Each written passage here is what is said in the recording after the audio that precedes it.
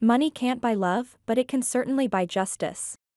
I stood in front of the mahogany casket, my fingers tracing the cold metal handle. The cathedral stained glass windows cast kaleidoscope shadows across my mother's perfectly peaceful face. Even in death, she managed to look disapproving. 3 years ago, I would have cried. Today, I simply smiled.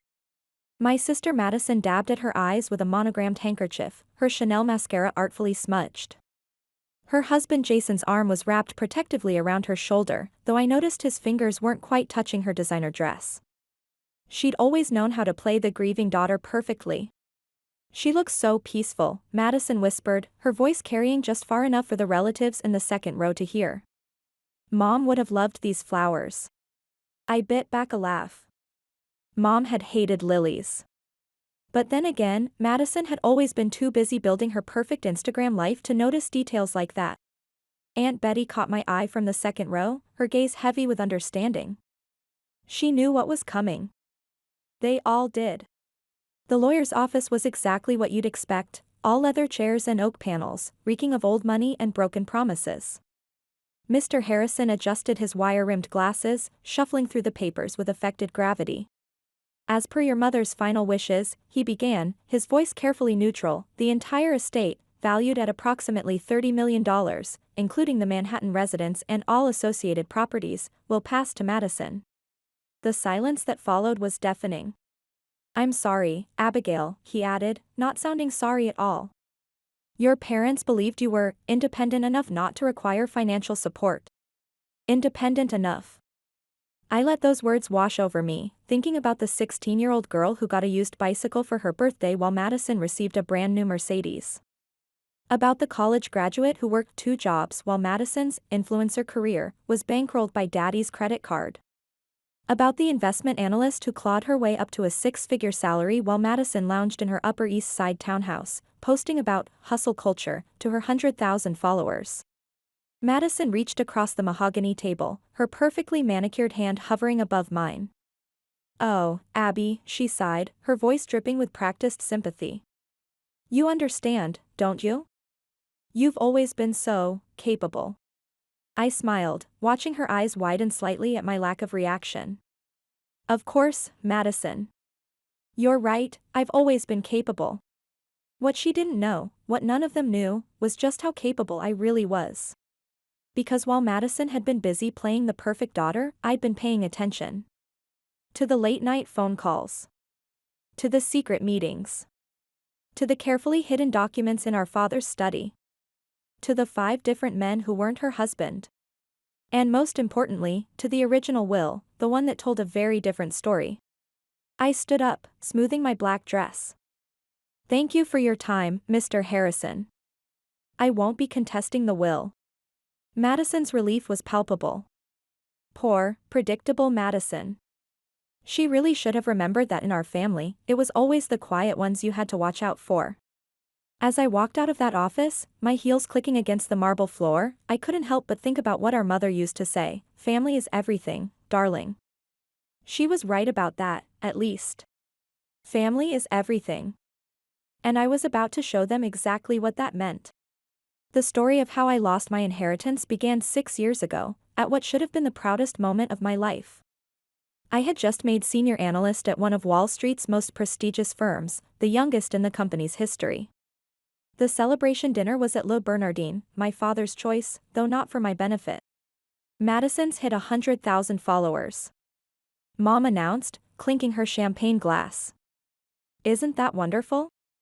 I nodded, pushing my barely touched foie gras around my plate. My own news, the promotion, the bonus that had finally pushed my salary to $450,000, had been acknowledged with a distracted "that's nice, dear" before the conversation inevitably turned to Madison's latest achievement. "The collab with that luxury skincare brand is just the beginning," Madison gushed, her diamond tennis bracelet catching the light as she gestured. "My agent says we could hit 200,000 by next quarter." Dad beamed with pride. "That's my girl. Always knew you had it in you."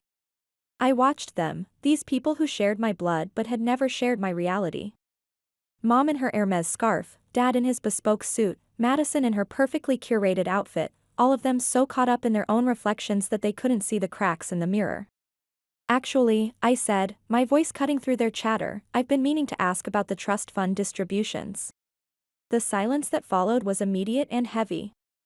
Madison's fork paused halfway to her mouth. Now's not the time, Abigail, Dad said firmly. When is the time? I pressed. Because according to the original arrangement, your sister needs that money for her business ventures, Mom interrupted, her tone final. You have your career.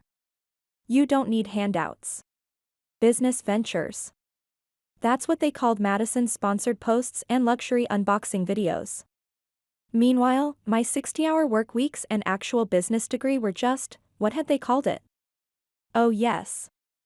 A phase. I didn't argue. I didn't cry. I just smiled and excused myself to the bathroom, where I stood in front of the marble sink and made myself a promise. One day, they would understand exactly what they had created. One day, they would learn that their capable daughter was capable of so much more than they had ever imagined. I just didn't expect that day to come so soon, or for the price to be so high. But then again, as I would soon learn, the best revenge doesn't cost money at all. It just requires patience, precision, and the ability to smile while you're sharpening the knife. And if there's one thing my family taught me, it's how to smile through anything. The house felt different at night. Mom's lavender perfume still lingered in the air, a ghost of memory that made my heart ache. I moved through the darkness like a shadow, my footsteps muffled by the thick Persian carpets. Moonlight filtered through the tall windows, casting long shadows across the marble floors. I didn't want to be here. This house, with its perfect furnishings and carefully curated family photos, had always felt more like a museum than a home. But I needed answers, and I knew where to find them. Dad's study door creaked open, releasing the familiar scent of leather and aged wood. Everything was exactly as he'd left it, the leather chair still positioned at that slight angle he preferred, the desk calendar frozen on the day of his heart attack. Mom had refused to let anyone touch it, and now she was gone too. Before his death, Dad had tried to tell me something important. The words had died with him, but the memory of his desperate attempt to speak haunted me every day since. That unfinished conversation echoed in my mind as I stood in his study. What were you trying to tell us, Dad? I whispered, running my fingers along the mahogany desk. Madison had taken everything else, the artwork, the antiques, even Mom's cherished Venetian glass collection. But she'd left the study untouched. Too many painful memories, she'd said, dabbing at her eyes during the will reading. I knew better. Madison never could stand Dad's boring business papers. She was too busy building her perfect Instagram life to care about what lay beneath the surface. The desk drawers yielded nothing but old business reports and family photos, Madison front and center in every one, naturally. I was about to give up when my hand brushed against something odd in the bottom drawer. A slight irregularity in the wood grain, almost invisible unless you knew exactly what you were looking for. Years of watching Dad work in here, and I'd never noticed it before. But now, running my fingers along the edge, I felt it, a subtle catch, followed by a soft click. The false bottom came away easily, revealing a hidden compartment beneath. Inside lay a thick manila envelope, yellowed with age but carefully sealed. My hands trembled as I opened it. And there it was. The original will, dated just 3 months before their deaths. The estate, valued at approximately $30 million, shall be divided equally between my daughters, Abigail and Madison. Equal. The words seemed to pulse on the page, each letter a heartbeat of truth in a sea of lies. All these years of favoritism, of watching Madison receive everything while I fought for scraps of attention, and in the end, they had chosen fairness. But something else caught my eye. Beneath the will lay another stack of papers, bank statements, hotel receipts, and photographs. So many photographs. My perfect, pristine sister Madison. In hotel lobbies. Restaurant corners. Private clubs. And never with the same man. Never with her husband. The timestamps told a story that made my blood run cold. The Four Seasons, room 1542. Every Tuesday afternoon like clockwork. 5 different men over 3 years, each encounter meticulously documented in Dad's precise handwriting. "Oh, Madison," I whispered, "what have you done?" The evidence was overwhelming. Dad had known. He'd been gathering proof, building a case. The last photos were dated just days before his sudden heart attack. My fingers flew across my laptop keyboard, diving deep into Madison's digital life. Her social media presence had always been her weapon of choice in our lifelong competition. But now, looking with new eyes, I saw the patterns. The business meetings that always fell on Tuesday afternoons. The wellness retreats that coincided with her lover's business trips. The carefully curated photos that showed everything and nothing at all. It took 3 days of constant searching to find her secret Instagram account. While her main profile showcased the perfect wife and socialite, this one told a different story. Late-night parties. Intimate moments with men who weren't Jason. Private messages arranging meetings and exchanging photos that would shatter her carefully constructed image. The final piece clicked when I cross-referenced the hotel charges, all billed to Dad's corporate account. The same room, the same hotel, different men. A pattern of betrayal written in credit card statements and room service receipts. "Your father was thorough," Aunt Betty said quietly when I showed her the evidence. Her hands shook as she went through the photos. He suspected something was wrong with the finances. Started looking into things. But before he could confront her, he had a heart attack, I finished, the words tasting bitter in my mouth. "And your mother's stroke a month later," Aunt Betty added, her voice heavy with implication. "Right after she started asking questions about the trust fund distributions." I stared at the pile of evidence before me, years of deception laid bare on my dining room table. Madison hadn't just stolen my inheritance, she'd orchestrated a complete takeover of our family's legacy, one perfect lie at a time. "Be careful, Abigail," Aunt Betty warned, her eyes dark with concern. "Your sister, she's not who we thought she was. And people like that, people who can lie so perfectly, for so long, they're dangerous when cornered." She was right, of course. But what Aunt Betty didn't understand was that I had nothing left to lose. Madison had taken it all, my inheritance, my parents' love, even my chance to say. Now it was time to take something back. The next week passed in a blur of investigation and documentation. Every photo, every receipt, every damning message carefully organized and preserved. I tracked the money trail, funds disappearing from our parents' accounts into Madison's private ones. Small amounts at first, then larger sums as she grew bolder. The real estate agent's call came on a Friday afternoon. "Ms. Wells, I've found some concerning irregularities in the property transfers your sister handled after your parents' deaths. Forged signatures. Backdated documents. A web of financial manipulation that would make a fraud investigator salivate. Madison hadn't just stolen my inheritance, she'd committed multiple felonies in the process." I laid everything out on my dining room table, the original will, the forged documents, the photos of her infidelity, the proof of her financial fraud.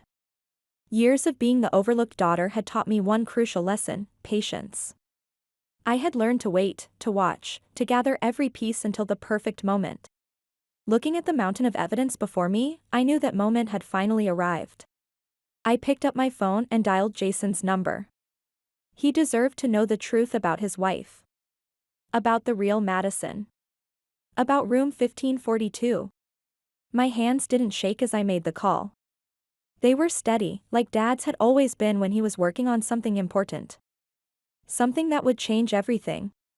After all, in our family, it was always the quiet ones you had to watch out for. And I had been quiet for far too long. Tomorrow, Madison would learn what it meant to lose everything. Just as I had, piece by piece, year after year. But unlike me, she wouldn't get a chance to build herself back up. Because while she had been busy playing the perfect daughter, the perfect wife, the perfect influencer, I had been learning. Watching. Planning. And now, finally, it was time to show everyone what the quiet sister was capable of. "Jason," I said when he answered, "I need to show you something." Something about Madison. The silence on the other end was deafening. Then, finally, "I'll be there in 20 minutes. I looked at the evidence spread before me, years of lies and betrayal captured in photos and papers. Madison had always said I was too methodical, too focused on details. But she never understood that details were what brought down empires. And her empire was built on nothing but lies. Tomorrow, Madison would learn what it meant to lose everything. Just as I had, piece by piece, year after year. But unlike me, she wouldn't get a chance to build herself back up. Because while she had been busy playing the perfect daughter, the perfect wife, the perfect influencer, I had been learning. Watching. Planning. And now, finally, it was time to show everyone what the quiet sister was capable of. Jason's hands shook as he placed the last photograph back on the table. The ice in his untouched scotch had melted, leaving amber pools on the coaster. For a long moment, he said nothing, just stared at the evidence of his wife's betrayal spread before him. For years, he finally managed, his voice barely above a whisper. 4 years of lies. 5 years, I corrected gently, sliding over another set of photos. These are from before your wedding. He picked up the earliest photo, Madison leaving the plaza with a man who wasn't her fiancé, just 2 weeks before she walked down the aisle. The timestamp was cruel in its clarity. I always knew, he said, more to himself than to me. Somewhere deep down, I knew. The late meetings, the business trips, the constant need for privacy with her phone. He laughed, a hollow sound that held no humor. But her explanations always seemed so perfect. Madison's good at perfect, I replied. It's everything else she has trouble with. I laid out my plan. It wasn't enough to just expose her affairs, we needed to reveal everything. The financial fraud, the forged documents, the years of manipulation and lies. Most importantly, we needed to do it in a way that would leave her no room to spin the narrative. She'll try to make herself the victim, Jason warned. She always does. Not this time. I pulled out my laptop, showing him what I'd discovered. Look at these transactions. Every time she met one of her lovers, she charged it to Dad's corporate account. Hotels, restaurants, gifts, all documented as business expenses. Tax fraud. Among other things. I opened another folder. And here's where it gets interesting. After Dad started investigating her, large sums of money started moving through offshore accounts. The last transfer was made the day before his heart attack. Jason's face went pale. You think she? I think the timing is suspicious. Dad starts investigating her finances, suddenly has a heart attack. Mom starts asking questions about the trust fund, has a stroke a month later. He ran a hand through his hair, looking suddenly older. What do you need me to do? The plan was simple in its execution, devastating in its impact. First, we would document everything, every meeting, every transaction, every lie. Jason would act normal, play the devoted husband while gathering evidence of Madison's current activities. Tuesday afternoon, room 1542, I told him. That's when she meets her current favorite, the wellness coach who helps with her morning routine videos. David, Jason said flatly. I've had him to dinner. In my home. The next phase would target what Madison valued most, her image. Her social media empire was built on authenticity and trust. Her followers believed in her perfect life, her perfect marriage, her perfect brand deals. We would shatter that perfection, piece by carefully documented piece. The first crack appeared on a Tuesday afternoon. An envelope arrived at the wellness coach's home address, containing hotel receipts and intimate photos. By Wednesday morning, his wife had posted the entire story on her own social media. Madison's response was predictably perfect. A tearful Instagram story, denying everything. A carefully worded post about false allegations and trying times. A series of photos showing her and Jason in domestic bliss.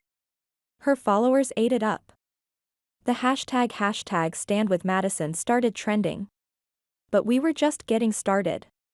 Thursday morning, her main sponsors received anonymous emails detailing her financial irregularities. By afternoon, 3 major brands had quietly dropped her. By evening, her wellness coach had publicly admitted to the affair, complete with screenshots of their conversations. I watched from my office as Madison's perfectly curated world began to crumble. Her follower count dropped by thousands, then tens of thousands. Her comments section filled with questions she couldn't answer, accusations she couldn't deny. "Someone's trying to destroy me," she sobbed in another video, her makeup artfully smudged. "But I want you all to know that these allegations are completely false. Jason and I are stronger than ever." The video got 1 million views. The leaked screenshots of her secret account got more. That's when the real estate agent called. "Ms. Wells, I've completed my investigation of the property transfers. The signatures on several documents appear to be forged." I thanked her and made 2 calls. One to the SEC, reporting suspected financial fraud. Another to the IRS, detailing years of questionable deductions and hidden income. Madison's response was swift and desperate. She showed up at my apartment that night, still somehow looking perfect despite everything. Her Chanel bag probably cost more than my monthly rent. "What did you do?" she demanded, pushing past me into the living room.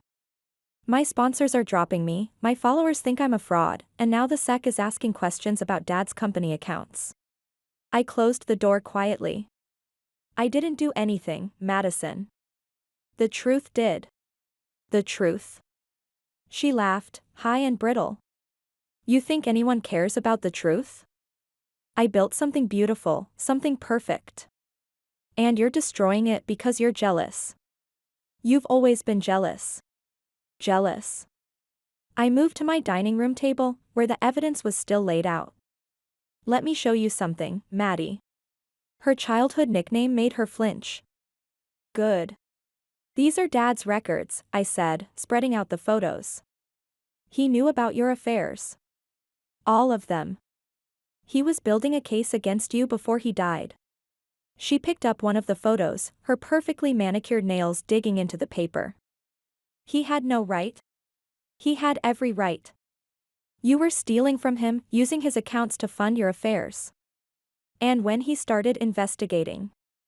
I let the sentence hang. Madison's face went very still. "Are you accusing me of something?" "I'm not accusing you of anything.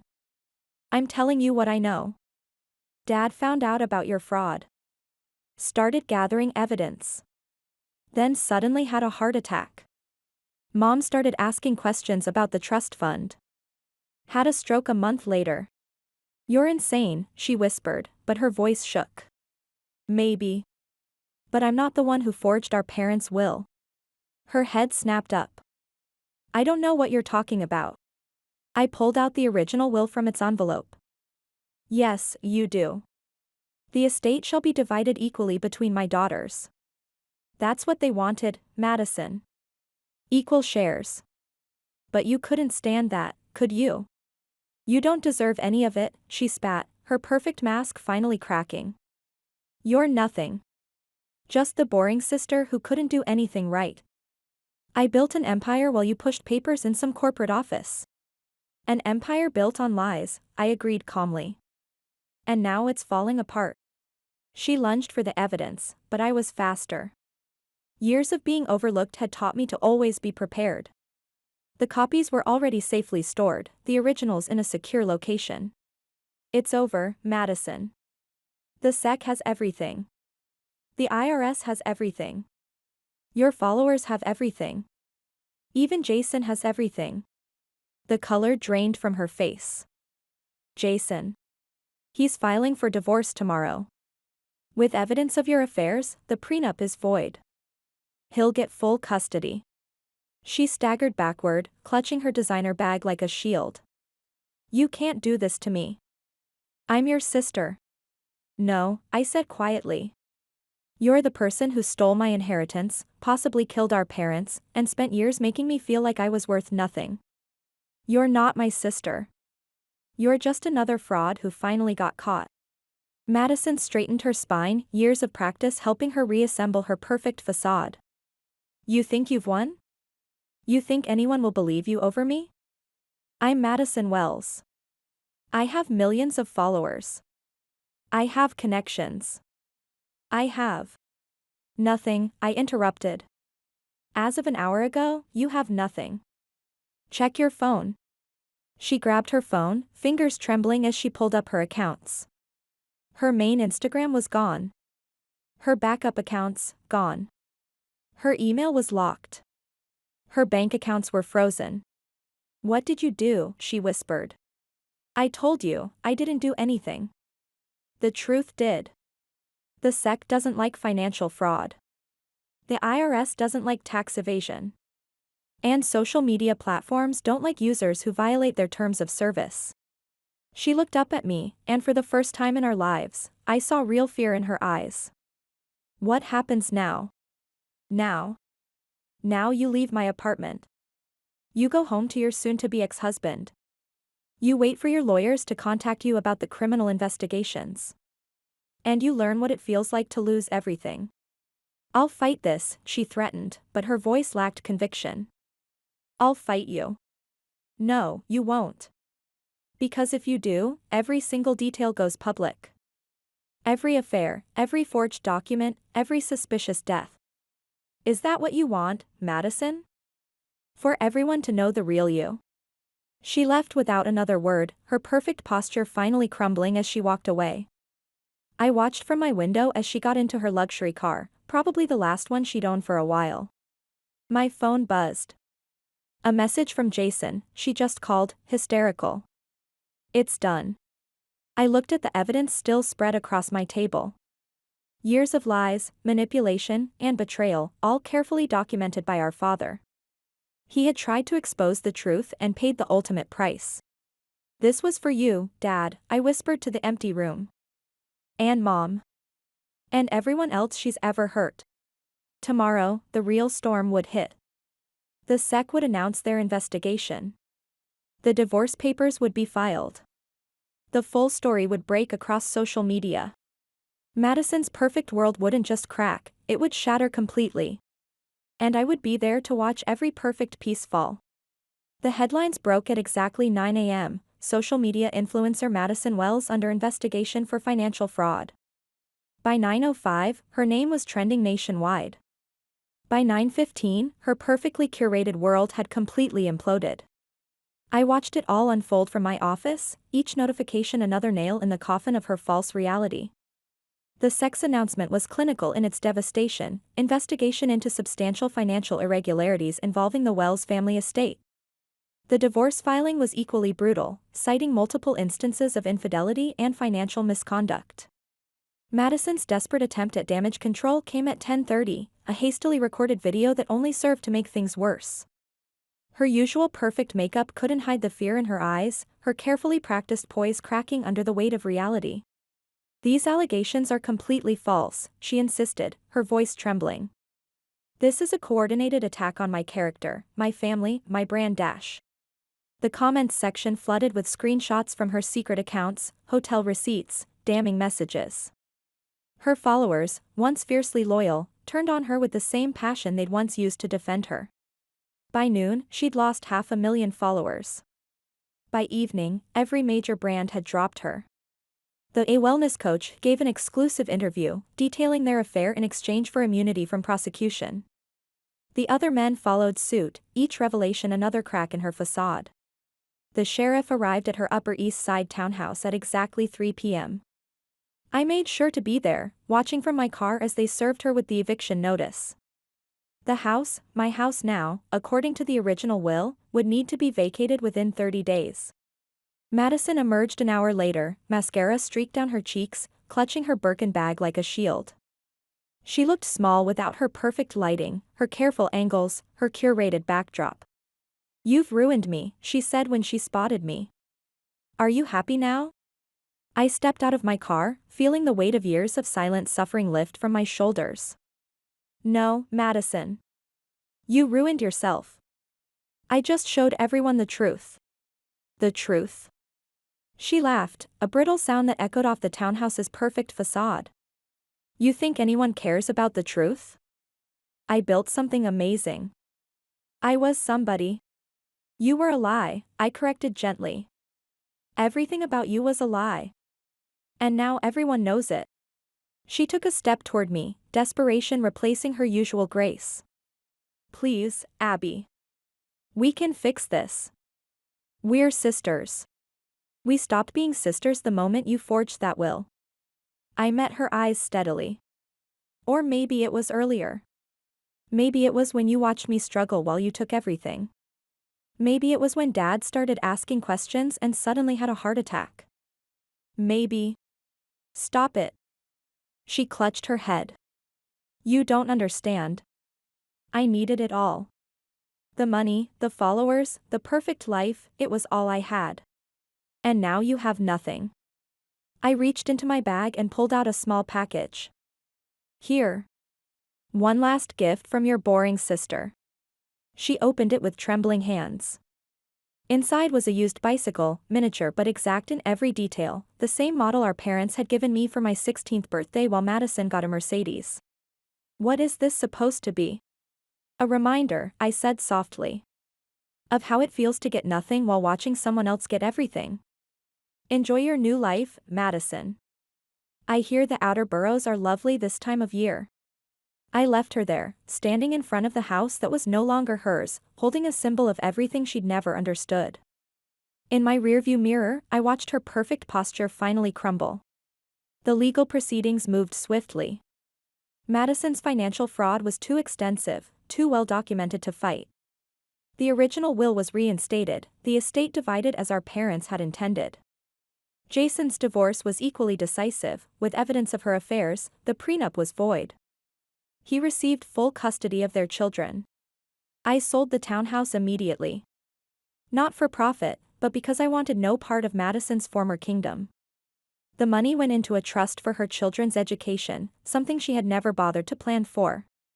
Aunt Betty hosted a small dinner to celebrate the resolution. Your parents would be proud, she said, pouring me a glass of champagne. Not of how it ended, perhaps, but of how you handled it. With grace and precision. They were wrong about me, I replied, thinking of all the years they'd overlooked me. They thought I was cold, unambitious, too focused on details. No, dear. She squeezed my hand. They were afraid of you. Because you didn't need their approval, their money, their constant validation. You built yourself while Madison needed to be built by others. That scared them.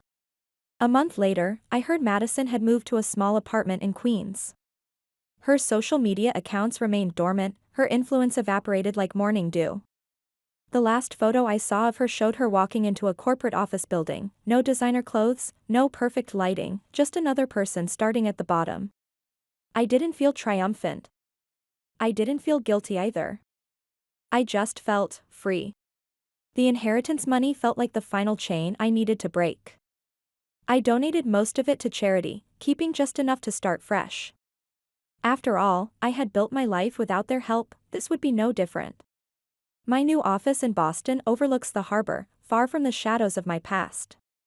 The consulting firm I bought is thriving, built on the very attention to detail that Madison had always mocked. Each morning, I watch the sunrise paint the sky in brilliant colors, and I feel something I haven't experienced in years, pure, unrestrained freedom. The miniature bicycle sits on my desk, no longer a reminder of what I'd lost, but a symbol of how far I'd come. Beside it lies a contract from a major tech company, proof that real success isn't measured in followers or appearances, but in substance and skill. I had one. Not just the battle for the inheritance, but something far more valuable, the right to write my own story, on my own terms. Looking at my reflection in the window, I smiled. The quiet sister had finally found her voice, and it was perfect.